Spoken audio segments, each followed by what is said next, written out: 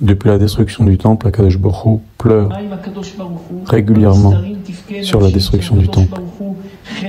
Il se met dans un endroit qui s'appelle Bemistarim, c'est-à-dire c'est un endroit où il n'y a aucun ange qui peut aller.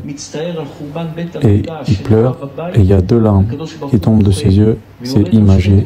Bien entendu, Akadosh Baruch Hu n'a pas Dieu, mais il voit tout, et ces 2 larmes, quand elles tombent sur terre, elles font des tremblements de terre. Rav Alfandri, qui a écrit le Issa Bracha, vivait au début du XXe siècle, et même avant. Il était très âgé quand il a connu Baba Saleh. La première fois que Baba Saleh est rentré chez lui, Baba Saleh était qu'un jeune homme, il s'est levé devant lui. Et il a dit, cet homme-là, il a le pouvoir de la bracha. Et c'est grâce à lui que Baba Saleh était connu par tout le monde.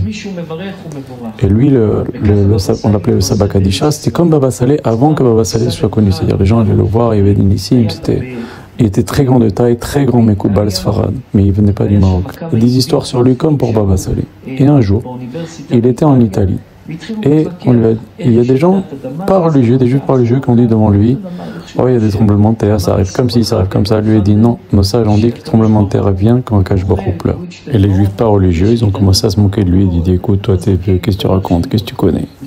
Il était très peiné. Il a dit à Akadosh Baruch Hu, fais un tremblement de terre, pour qu'ils comprennent que nos sages ne parlent pas en l'air. Et c'est ce qui s'est passé le jour même, c'était le 28 décembre 1908. Il y a un tremblement de terre colossal en Italie avec 95 000 morts. C'est Rav Alfandri qui a fait connaître l'arrière-grand-père du Rav, Baba Saleh.